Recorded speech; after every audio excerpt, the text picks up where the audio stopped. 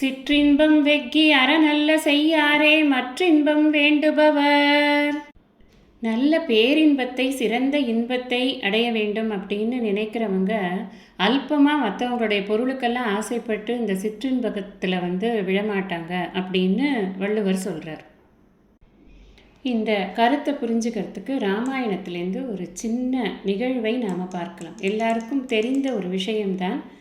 நந்தி கிராமத்தில் பரதன் காத்து கொண்டே இருக்கிறார். ராமனுடைய பாதுகையை வைத்துக்கொண்டு அவர் அரசாட்சி பண்ணி கொண்டிருக்கிறார். 14 வருடங்கள் முடிந்த உடனே ராமன் அங்கே சேர்ந்தவுடன் அவருக்கு பட்டாபிஷேகம் பண்ணணும் அப்படிங்கிறதுக்காக. அது ஒரு செகண்ட் லேட் ஆனால் கூட நான் நெருப்பு குழியினுள் விழுந்து விடுவேன் அப்படின்னு ஒரு பிரதிஜையை எடுத்துக்கொண்டு தான் அந்த அரசாட்சியை அவர் ராமருக்காக பண்ணி கொண்டிருக்கிறார் அப்படிங்கிறது ராமாயணத்தில் எல்லாருக்கும் தெரிஞ்ச ஒரு விஷயம். அப்படி இந்த ஒரு 14 ஆண்டுகள் முடிஞ்சிடுத்து பரத்வாஜ முனிவருடைய ஆசிரமத்தில் இறங்கிட்டு வரதுக்கு நேரமாகும் அப்படிங்கிறதுனால ஹனுமனை நீ போய் முதல்ல விஷயத்தை சொல்லுப்பா, நான் கொண்டே இருக்கிறேன்னு பரதனுக்கு சொல்லு. அவன் கொஞ்சம் அவசரப்பட்டு அந்த நேரம் தவறி போச்சுன்னா டக்குன்னு விழுந்துருவான் குழியில், நெருப்பு குழியில், அதனால் அவனை காப்பாற்றிடு அப்படின்னு சொல்லி முன்னாடி அனுமாரை அனுப்புகிறார்.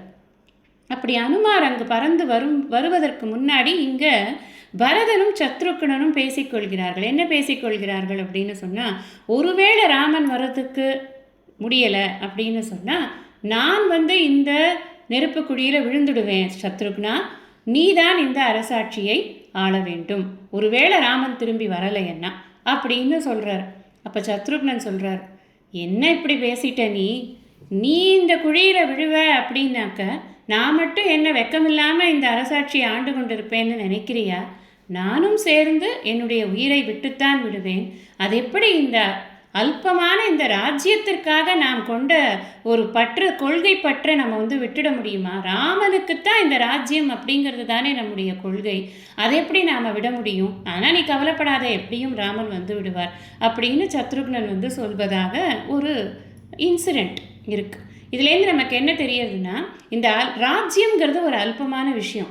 எதை கம்பேர் பண்ணும்போது அப்படின்னா, மிகப்பெரிய ஒரு கொள்கை, அதில் கிடைக்கக்கூடிய ஒரு பேரின்பம் இருக்கே, அதை கம்பேர் பண்ணும்போது இந்த அரசாட்சி அப்படிங்கிறது ரொம்ப கீழே தான். அப்படிங்கிற கொள்கை கொண்டவர்கள் உயர்ந்தவர்கள் அப்படின்னு நமக்கு தெரிஞ்சுக்கணும்.